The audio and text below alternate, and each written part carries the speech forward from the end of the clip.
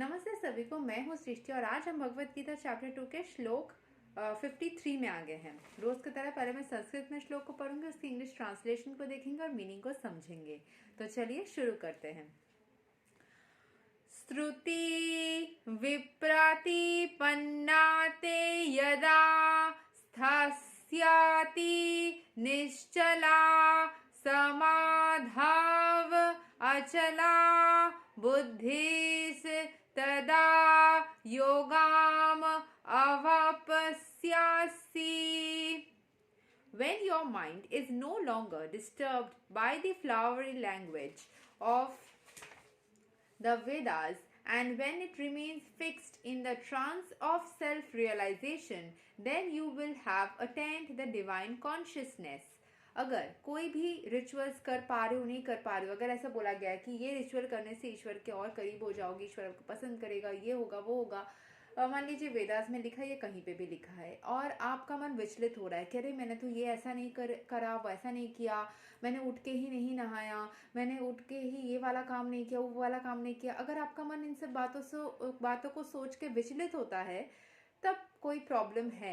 लेकिन अगर आपका मन इन सब बातों से विचलित नहीं होता है एंड अगर आपका मन हर एक सिचुएशन में शांत रहता है, आप खुद को और अच्छे से समझने की कोशिश करते हो, खुद के अंदर रहने वाले ईश्वर को समझने की कोशिश करते हो, तब आपके अंदर डिवाइन कॉन्शियसनेस आ गई है। आप समझ जाओगे कि हर एक चीज़ को इतना नाप तोल के नहीं किया जा सकता, हर एक चीज़ में उतनी ज़्यादा परफेक्शन नहीं हो सकती, हर एक चीज़ को आप उस तरीके से नहीं करोगे। ठीक है, तो यहाँ के एक्सप्लेनेशन को देख लेते हैं। To say that one is in samadhi is to say that one has fully realized Krishna consciousness. That is, one in full samadhi has realized Brahman, Paramatma and Bhagavan. The highest perfection of self-realization is to understand that one is eternally the servitor of Krishna and that one's only business is to discharge one's duties in Krishna consciousness. तो समाधि वो वाला स्थित है जहाँ पे आप पूरी तरीके से ईश्वर की भावना में लीन हो गए हो, लिप्त हो गए हो। एंड इन फुल समाधि जो परमात्मा, भगवान, ब्रह्मन, हर एक चीज़ को आप पूरी तरीके से समझ पाते हो, अपने अंदर उनको महसूस कर पाते हो, अपने अंदर उनको फील कर पाते हो। The highest perfection of self-realization is to understand that one is eternally. ये समझ जो जिसके अंदर है कि हम पूरी तरीके से ईश्वर को सर्व करने के लिए ही इस दुनिया में आए हैं। हमारा काम ही है कि हम ईश्वर को पूरी तरीके से सर्व करते रहे। जो इसकी भावना में खुद जो समझ चुका है वो वाला बात, उनके अंदर पूरी तरीके से कॉन्शियसनेस आ चुकी है। अ कृष्णा कॉन्शियस पर्सन और unflinching devotee of the Lord should not be disturbed by the flowery language of Vedas. कोई भी फ्लावरी लैंग्वेज की ये करोगे तो आपके साथ अच्छा होगा, ये करोगे तो वो होगा, इससे हम उतना ज़्यादा अफेक्टेड नहीं होते हैं। कर पाए तो ठीक, नहीं कर पाएंगे तो क्या ईश्वर हमें प्यार नहीं करेंगे?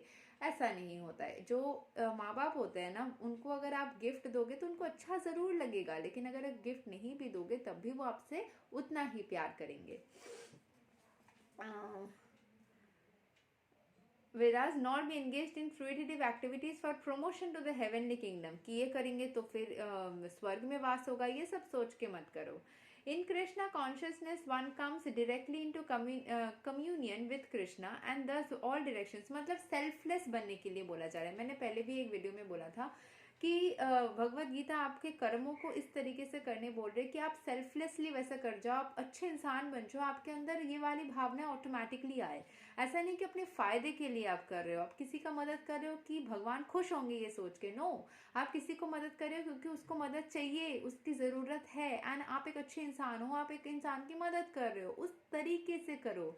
कभी भी ये सोच के मत करो कि मेरे ये वाले कर्म करने से ईश्वर खुश हो जाएंगे इसीलिए मुझे करना है, मुझे मुक्ति मिलेगी इसीलिए मुझे करना है। That is selfish work. वैसे नहीं करो, वही चीज़ बताया जा रहा है। मैं नहीं बता रही हूँ, लेकिन हाँ भगवत गीता ही बता रहे हैं। In Krishna consciousness, one comes directly into communion with Krishna, okay? And thus all directions from Krishna may be understood in that transcendental state. One is sure to achieve results by such activities and attain conclusive knowledge.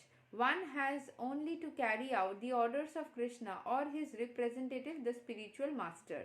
ठीक है, तो one is sure to achieve results by such activity. अगर आप ऐसा activities करोगे तो आपके साथ अच्छा ही होगा, आप अच्छा कर्म करो तो अच्छा ही होगा, लेकिन अपने अंदर ना वो वाला कैलकुलेटिव वो वाला स्टेट मत रखो कि मुझे मेजर करना है कि मैंने इतना अच्छा किया तो उसके परिवर्तन मुझे क्या मिला। तो वो वाला इंसान ना बहुत ही सेल्फलेस इंसान नहीं होता है, वो अच्छी बिहेवियर नहीं होती है, तो वो चीज़ करने से मना किया जा रहा है। आप जो भी करना है करो, लेकिन सेल्फलेसली करो। यही तक था श्लोक नंबर 53 चैप्टर 2 का। अगले वीडियो में हम कवर करेंगे श्लोक नंबर 54। तब तक के लिए हरे कृष्णा।